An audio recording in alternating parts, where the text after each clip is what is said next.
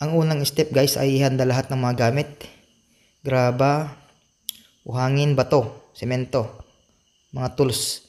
Pagkatapos nun guys ay maghukay ng trench para dun sa riprap natin. Kapag handa ng lahat, ang unang ilalagay natin sa pinaka-trench ay yung mga malalaking tipak ng bato. Yun yung ilalagay natin dito sa pinaka-ilalim niya guys. And then, bubuhusan natin ng semento. And then, isusunod natin yung mga pang-riprap o yung mga maliliit na bato. Kung mapapansin nyo, may mga bato na maliliit dito sa gitna. Sa pagitan ng mga bato. Yan yung binabanggit ko guys na pangpatibay. Yung nilalagay niya sa mga gitna yung mga maliliit. Kung mapapansin nyo, di ba, malaking tipak doon sa bungad, tapos sa likod.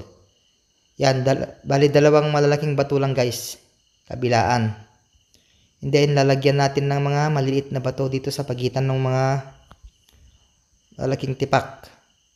Yan yung magsisilbing pampatibay ng riprap natin. At the same time, makakatipid tayo ng halo o yung semento at saka yung buhangin natin. So yan guys yung mga technique.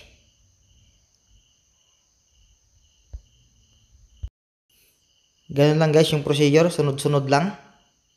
Maglagay ng bato sa harap at saka sa likod. Maglalagay ng maliliit na tipak ng buhangin. And then kapag mapapansin niyo yung puno ng saging guys, yan yung ginagamit namin para hindi malaglag yung mga bato. Kasi karaniwan kapag nag-riprap, hindi maiwasang minsan malaglag yung bato lalo pag mauga.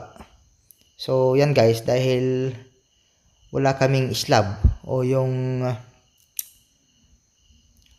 plywood. Karaniwan kasi ginagamit nila plywood, yung mga pangmalakasan kasi dito pang kwan lang naman ito eh. Bahay-bahay lang ito. So gagamit lang tayo ng mga libreng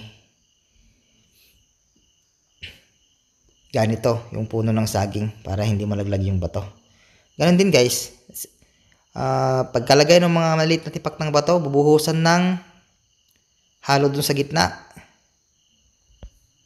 And then, papatungan ulit ng malaking bato, lalagyan ng maliit na tipak ng bato sa gitna, bubuhusan ng halo. Ganon pa rin guys yung proseso. Hanggang sa maabot yung gusto mong taas nung riprap natin.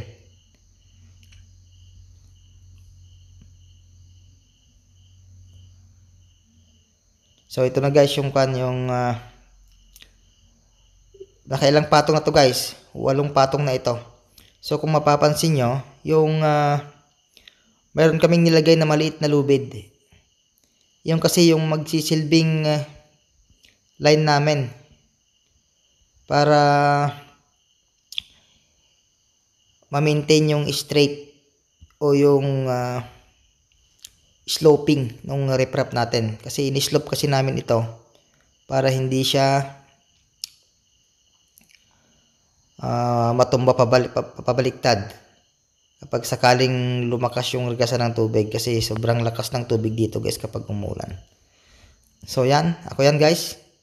Mapapansin nyo, nabitak pa yung pantalon ko.